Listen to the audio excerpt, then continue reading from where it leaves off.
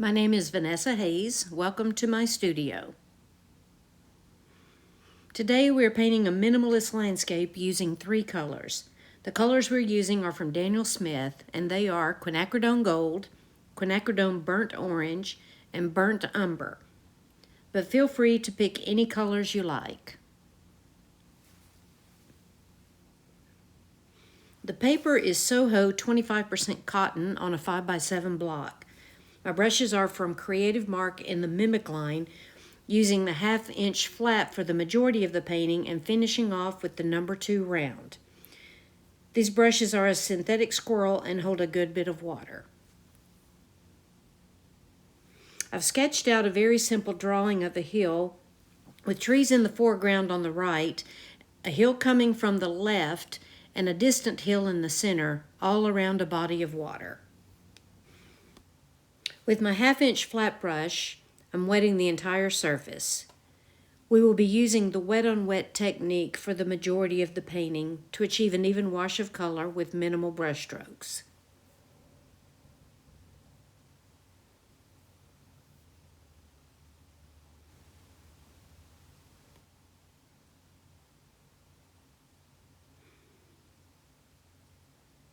Now I'm starting with Quin Gold in the sky area, and I'm letting the paint flow down the page.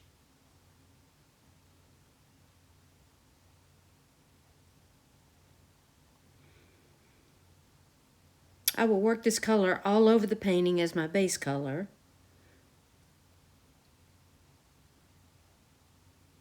And I'm intentionally leaving it lighter in the center of the paper. As you can see, the paper is very wet.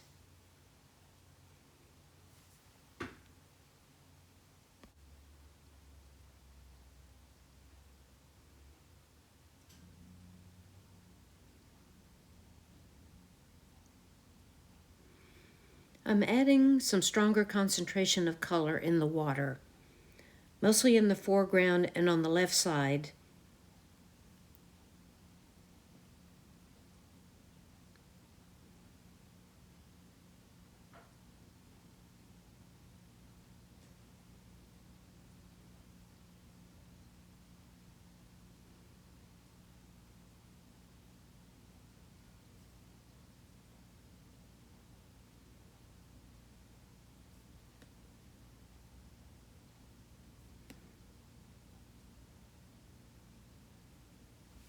Leaving the center area lighter will draw your eye towards the center of the painting. Adding a little more concentration of color also in the sky area.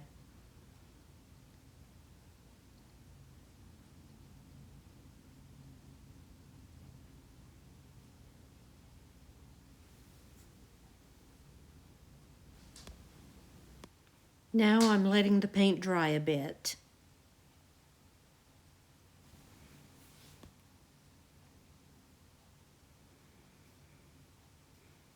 The paper has dried a little, but not completely.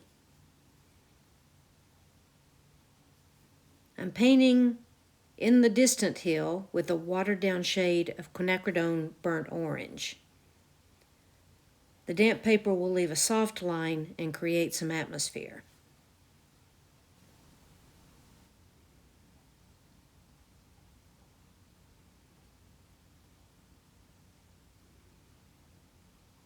I'm using a slightly darker shade on the hill in the middle ground.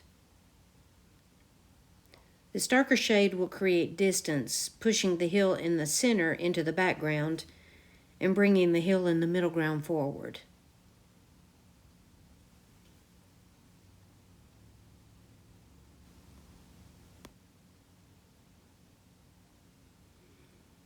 Now I'm painting the foreground with the Quinacridone Burnt Orange for the first layer. I'm using the same consistency I used on the middle hill, and I'll bring this all the way down to the bottom of the page.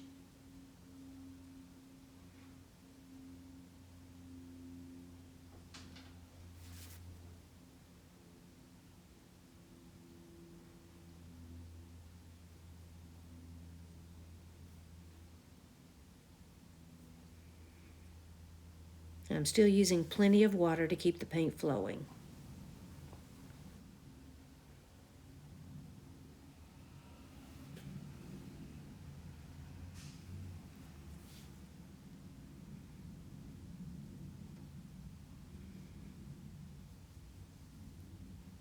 Now we let this layer dry a bit.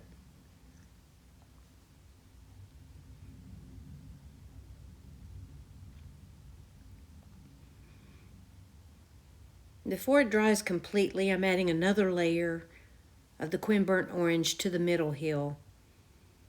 The color lightened up as it was drying.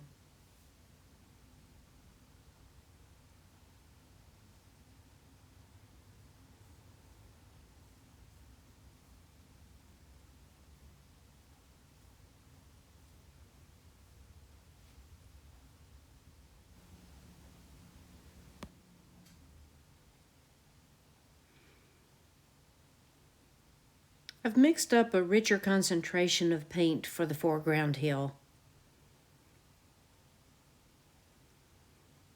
The paper is still damp, which helps the paint flow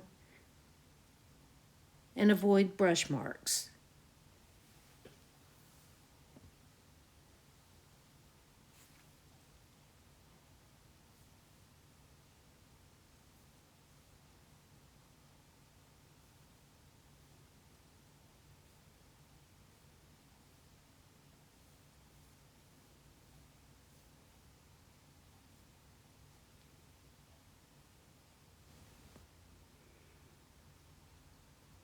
And we'll continue to build up our layers.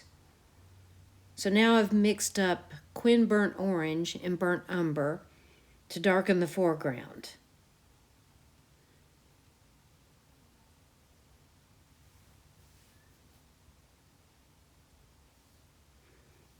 I want it darker on the top of the hill and fading out towards the bottom of the hill.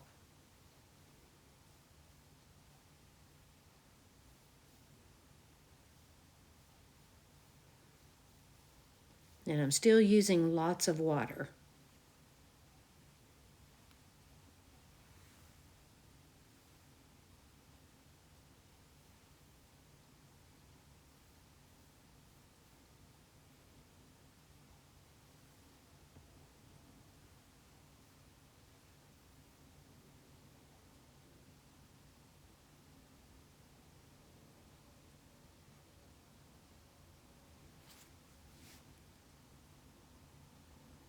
And again, using a darker concentration of burnt umber.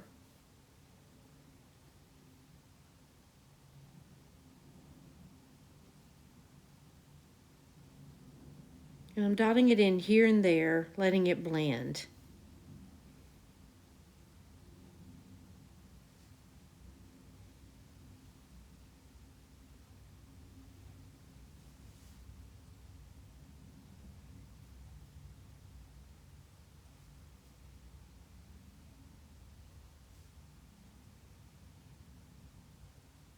We're at the stage in our painting now where we're trying to get a little more texture.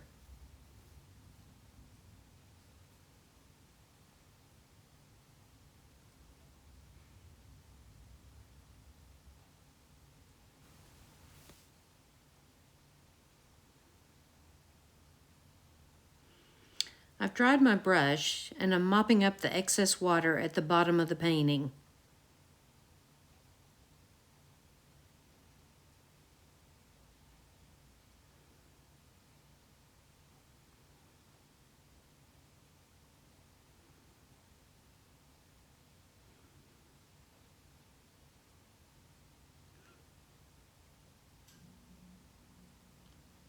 And I'm lifting out some areas for some highlights and texture.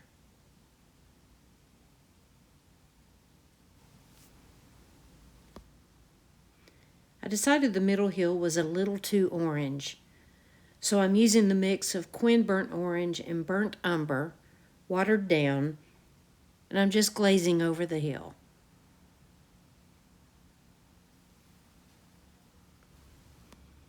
Now we let it dry.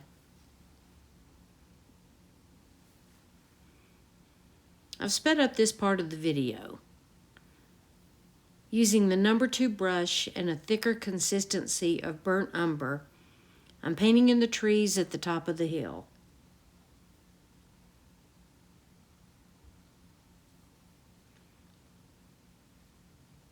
This brush has a great point and it works well for small details such as the trees and the branches.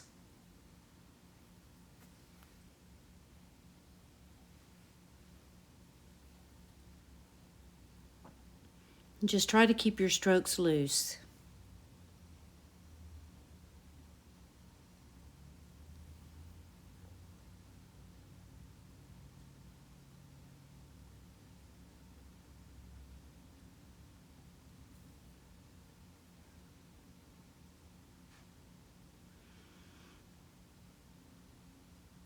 Creating some little wiggly limbs helps to create some dimension instead of making the trees look so flat.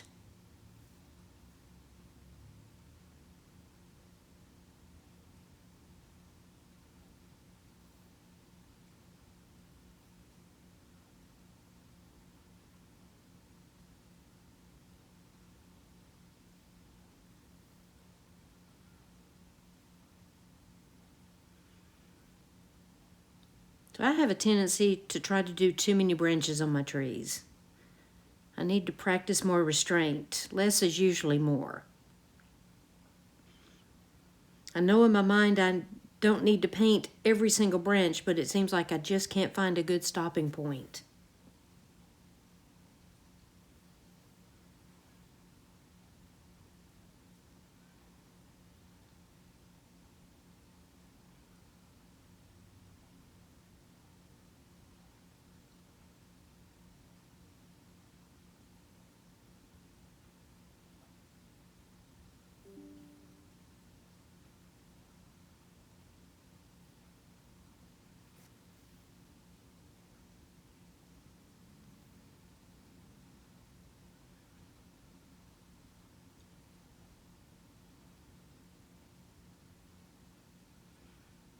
And I think that's probably enough branches.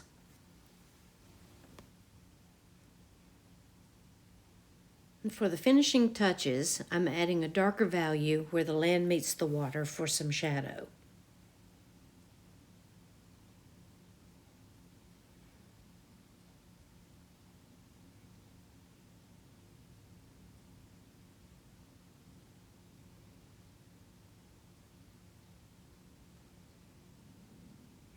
And I'm feathering out the paint to prevent any hard lines.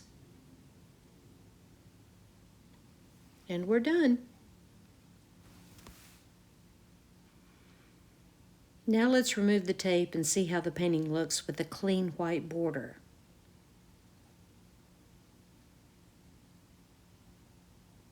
I'm trying to be careful not to tear my paper when I remove the tape.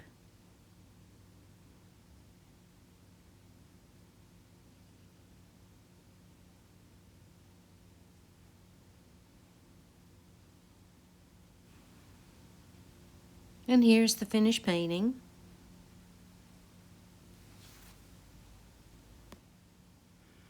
And here it is with the mat around it.